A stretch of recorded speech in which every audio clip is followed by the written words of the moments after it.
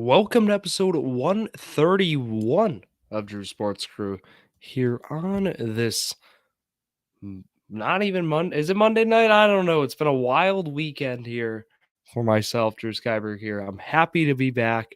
Look, this is the Sunday show or slash Monday show. Coming to you Monday night late here. Sports Crew after dark, one might say, but look, I was gone. I was at Yankee Stadium yesterday. I was at the historic game for the Milwaukee Brewers, having a no-hitter through 10 innings. I'll talk about it. I have videos. I'm excited to share those on social media at Drew Sports Crew, Instagram, Twitter, TikTok, Drew Sports Crew, Facebook, and YouTube. But I just got live here after what a win for the New York Jets against the Buffalo Bills, right? What a win for the city of New York too here on September 11th. Right, we want to remember those, and of course, right, our heroes too on September 11th as well. Just what a great win for the city! Phenomenal stuff, amazing. Everything you could have asked for in that game, and other than of course we're rooting for Aaron Rodgers, and that unfortunate injury there in his debut with the New York Jets. We're rooting for him and hoping for a quick recovery on that, but just wanted to talk about those things here tonight before we get into all the news here on the Wisconsin sports side, right? I was at the Brewer game tonight too, so yes, I was at. It was so cool. I followed the team around, so I was in Yankee Stadium, and then 36 hours later, under 36 hours later, I'm in American Family Field. If you ask me which one I thought was better, the homer in me comes out. I love American Family Field, right? It just feels like home. But Yankee Stadium, it just had a historic vibe to it, right? It felt like when you were in there, it felt like you were in history. You were immersed in history. And, although it's not the original Yankee Stadium, it was cool nonetheless. There's just some things with it for me. It was like, okay, some of the lines, just a lot of people. I did get a 1998 replica World Series ring for the Yankees. That was pretty cool. I just can't believe they lose that while having a no-hitter in the 10th. I was standing, I was cheering. It was fun. Thrilling win. But then that game kind of had the Packer game too. So I was trying to I was multitasking, right? 2 games at once, no problem. Trust me. March Madness, it gets crazier, but it was cool. And we'll get into that game as well. You see Jordan Love as the thumbnail. I have a Packer player of the game we'll be doing throughout the year here, Drew Sports Crew. Week 1's player of the game, it was Jordan Love. I'll get into that. I'll have a post coming out later tonight. Yeah, it's a late night here on this Monday. So just wanted to highlight that. And yeah, let's get right into it here. Other announcements just with scheduling Wednesday, 4 p.m. Central, Jersey a Million. We'll be going through week 1, preview week 2, or week 1 recap, week 2 preview rather. And then Friday morning, we'll be bringing the betting series here. Let's win DFS. Friday, Drew's Baseball Crew and Point Brewery will be bringing some root beer. So fun stuff there. Let's get into it now. We'll start with the Green Bay Packers. What a win in Chicago. I had friends who were at the game. I'm sure others knew people at that game. And wow, what a game to be at. What a win for the Packer team, right? The youngest roster in the NFL, right? How about going out to Chicago in a rivalry game to kick off the year? How about hanging in there, right? And this was a game where I was like, okay, well, Packers, they weren't even favored. We know who was favored. Chicago was in this one. I know they were the home team nonetheless, but just going through kind of the scoring summary, right? In that first quarter, no scores those first few drives, and then 6:08 was the time left in the first quarter when Romeo Doubs received and caught. He caught an 8-yard touchdown pass from Jordan Love. And then we saw Anders Carlson kick that first extra point. I believe the stat was since, it was Mason Crosby, obviously, but since 2006. So there you go. A new era in Packer history for kicker and quarterback. It's just crazy to think, year in, year out, it was always Rodgers, of course, and Favre. It was, those were the guys you're game planning against. But now it's okay. Jordan Love's the guy you're game playing. It just feels so weird if you're a Green Bay Packer fan. But look, Love played well, and Love's the player of the game. Not like he had this earth shattering performance that everybody needs to, league needs to watch him. No, I wouldn't say that. I just feel that first touchdown too, like he made the right plays. That was just a great example of it. Bears answer with a field goal, 7-3, end of one. Bears get another field goal, make it 7-6. Anders Carlson then 10-6 gets a 52-yarder. It was a nice kick there for Carlson. That's exactly what we want to see. Then the third quarter, or should I say the Aaron Jones quarter. Wow. 1-yard run there for Jones. Then he gets the 35-yard pass from Jordan Love. That was a beautiful pass. Then Love also had that nice pass, like a fadeaway to Jones too. It was just cool. Amazing stuff. Then Dobbs gets another 4-yard touchdown pass from Jordan Love. I skipped over this Bears. Want to go back to it. Darnell Mooney had that 20-yard touchdown pass that made it 24-14 after the 2-point conversion from Khalil Herbert. That was end of three. So it's 24-14, Packers up end of three. Then they poured it on a little here. Romeo Dobbs again had a touchdown. Quay Walker, or should I say future punter kick returner Walker, with an elusive 37-yard pick six. That was cool. Look, he had the afterburners, he had the moves, the jukes. He looked like a running back out there. I'm serious. It was quite the run. I loved it. Loved every minute of it. And they got a 37-yard pick six there. It didn't look like it was going to be a pick six, but you'd love to see that. Roschon Johnson had a 2-yard run for the Chicago Bears. And 38-20 was your final. That's how it happened. Let's go through the box score. What key players, what happened in that? And one thing, we'll start the Packers, was Love again, 15-27. He wasn't like this super efficient guy. I mean, 15 for 27 isn't bad, but necessarily not like great. Again, 3 passing touchdowns. That'll get his QBR to where it was. And just going through it was, he made the right plays. And that's kind of what gave him, in my eyes, player of the game in terms of first start, pressure, expectations, and, doing what needed to be done. Made the right plays again. I'll say it. I found it interesting. A.J. Dillon led this team in carries, but, it was miserable. 13 of 19 was what it was. Average 1.5 yards per carry. I know, brutal was what I'd say.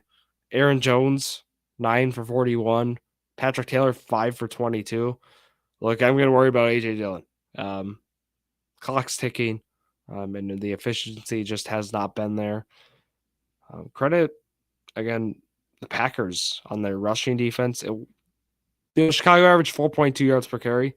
And they had a pretty balanced attack. It was Justin Fields, 9 carries. Herbert, 9 carries. Roschon, 5. Deontay, 5. Foreman. Roschon was the most efficient guy. Again, I'll highlight that, and had the touchdown. Again, my opinion, I know this is not a Bears podcast, but I think Roschon Johnson's the most talented back out of that Chicago backfield.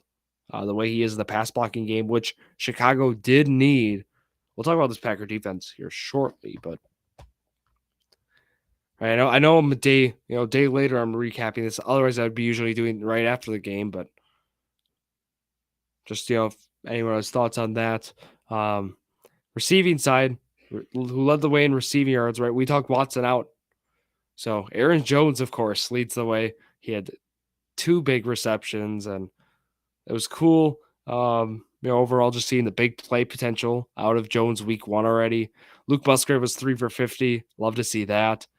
And then it was just, it was, as we thought, spread out across the board pretty evenly.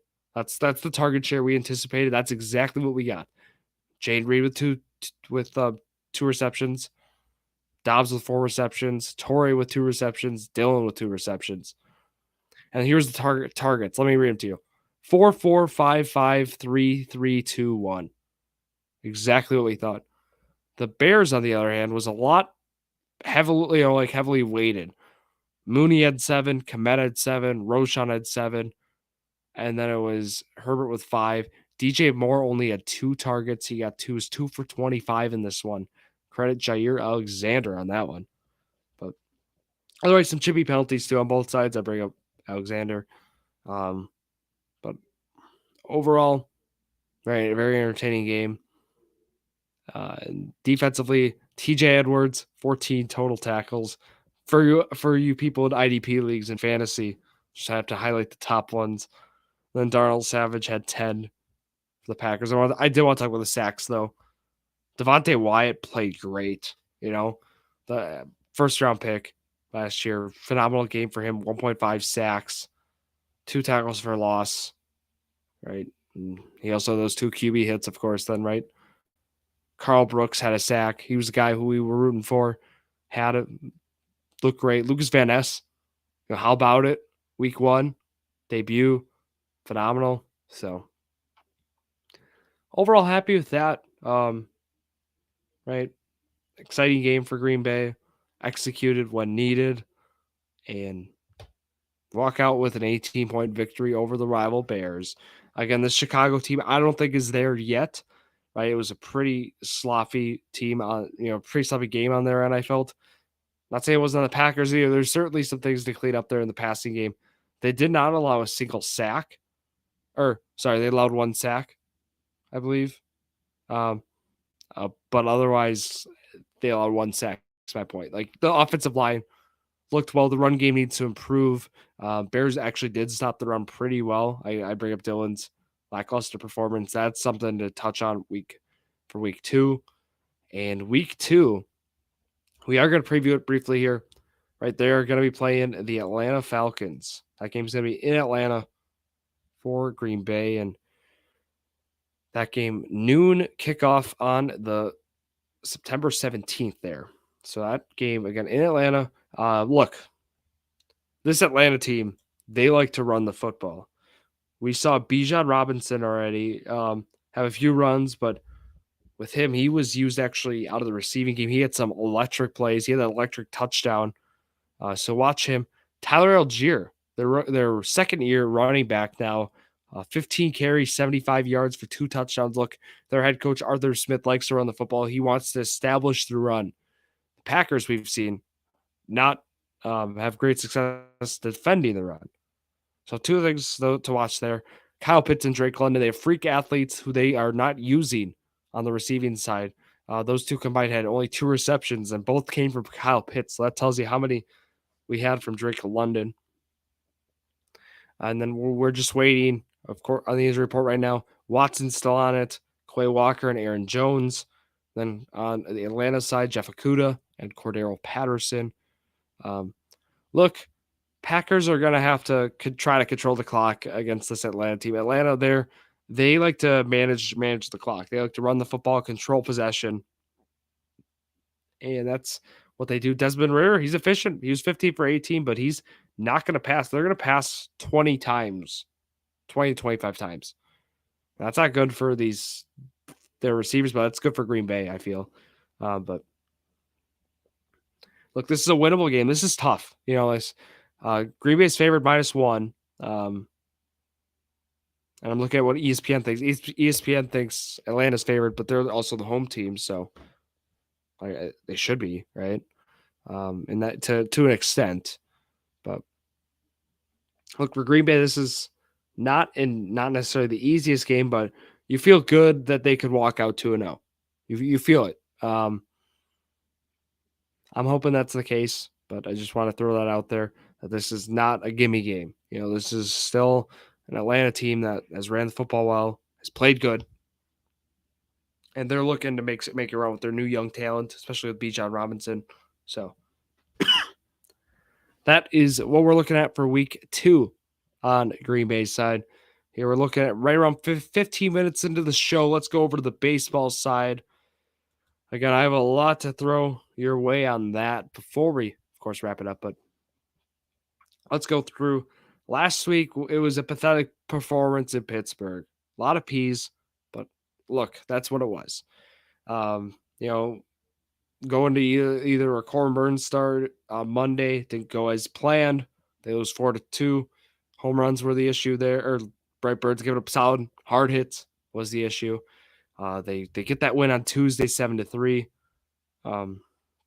which was like, okay, now they just got to win Wednesday. It's like, okay, who cares about that Monday game?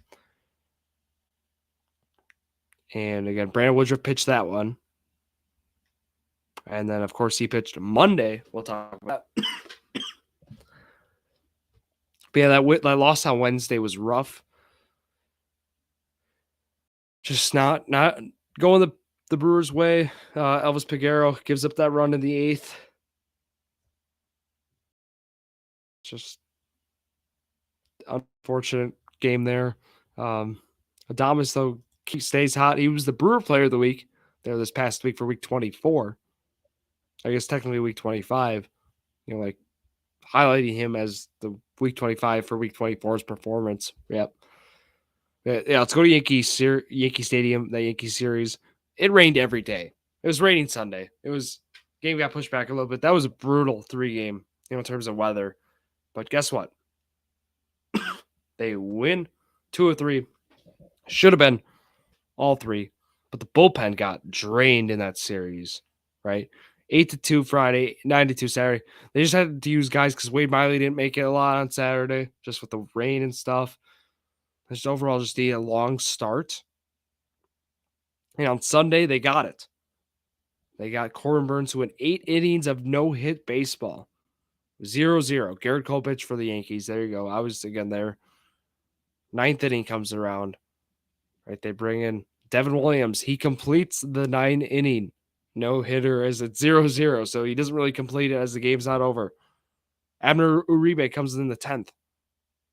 Hitless 10th. No-hitter through 10 for the Milwaukee Brewers. Sal Frelick makes a ridiculous catch.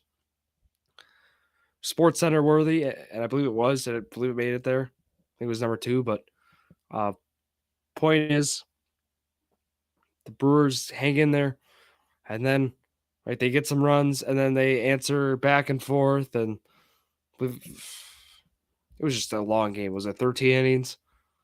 Point is, they bring in Andrew Chafin. They choose him over Hobie Milner. Miller ends up getting the loss because of that, but basically Brewers score 2 runs in the top of the 12th. Bring in Andrew Chafin. Literally, first at bat, 2-run home run. I was like, come on. And the Brewers end up losing 4-3. I couldn't believe it. Again, if anyone wants to hear more of my thoughts on Yankee Stadium, I'm happy to share more. Losing my voice from all the talking, though, with the sports this week. But Monday, then, at the game, right? Of course, come back to Milwaukee, go to the game. And wow, this game went the Milwaukee Brewers' way. It felt like all the frustrations of yesterday were just taken out in the baseball today. 12-0 was your final. The Milwaukee Brewers win that. We see everything in this one. We saw Canna hit a home run, right? That was cool to see. We saw a position player, shout out Jacob Stallings of the Miami Marlins. He got to pitch tonight. We saw Josh Donaldson make his debut for the Brewers. Yeah. Just imagine start of the year. Telling yourself Josh Donaldson will be playing for the Brewers in September, and just think about what would you tell yourself? Or like how would you react to yourself if you had to go tell your past self that? I don't know. I just think some of this stuff is crazy. To see how a baseball season turns in 162 games. Just unpredictable stuff, wild stuff. But again, Brandon Woodruff, complete game shutout, 7 strikeouts in that one, 6 hits. So he was right around 110 pitches he finished with. And Adames and Taylor were the top 2 hitters here. Adames 3 for 4, 2 doubles, 1 triple, 4 RBI. Great game for him. And again, there against Jesus Luzardo was the starter. He had not so great of a game. He's well over his innings that he's had prior, so kind of explains it. Still no Yelich. He's been out the last 3 games or so, dealing with some injury stuff that's just not day-to-day stuff, basically. Tyron Taylor was 3 for 5, though, in this one, in the outfield here, with a double and 2 RBIs, 2 runs. And look, Woodruff's now is 5-1 with a 1.93 ERA. He's been as good as advertised. He might start game 1 for the Brewers in the playoffs. That's how good he's been. So I got a cough going on. It's dry. Um, a lot of talking again, so it makes sense. But wow, I mean, just this win, Brewers had 17 hits. Like it was just everything went their way. No complaints. Feels weird I'm talking about Monday because it's week 25. I had the Brewers winning this one. But yeah, let's preview rest of week 25. Let me go back here. So 7 home games. They already had one of them. 6:40 on Tuesday. That's on Valley Sports. 6:40 on Wednesday, Valley Sports. 1:10 on Thursday, Valley Sports.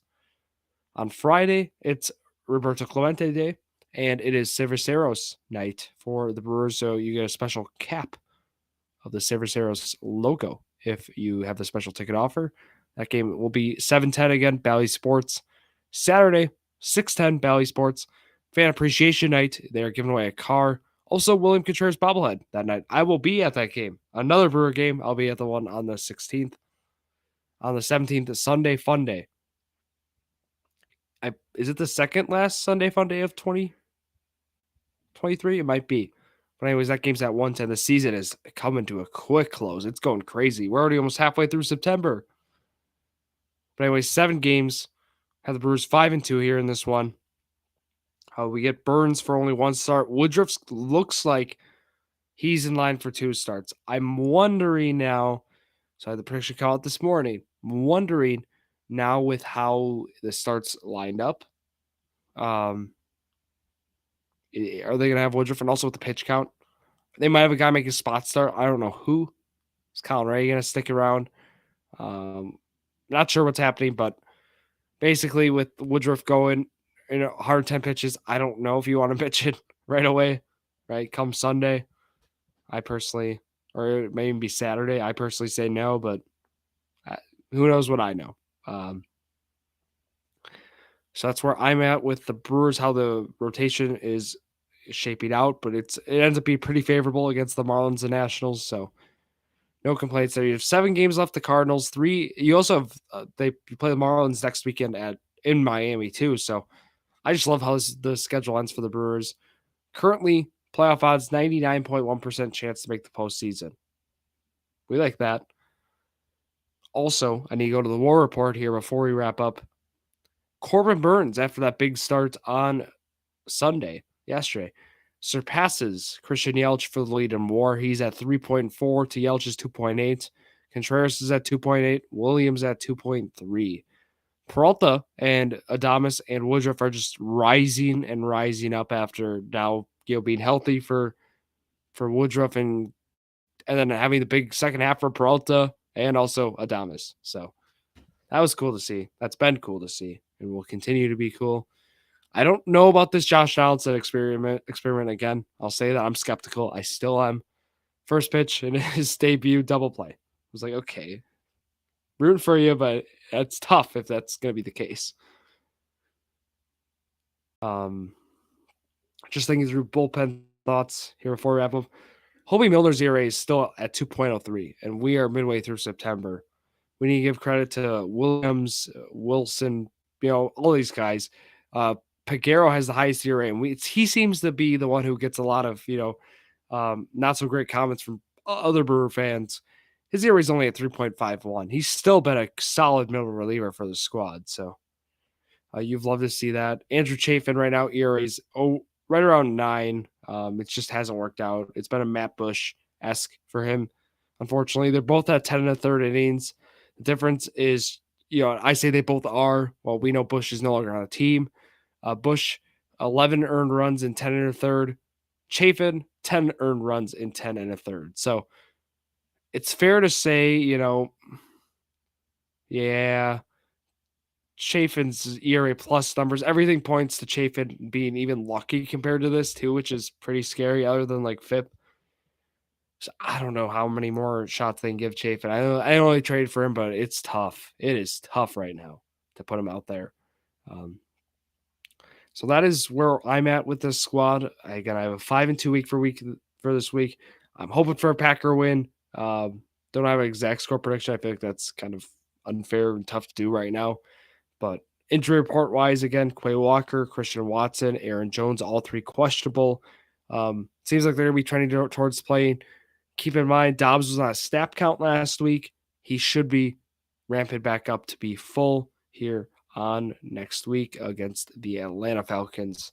That is going to wrap it up here for myself, Drew Skyberg, at Drew Sports Crew, their Instagram, Twitter, and TikTok.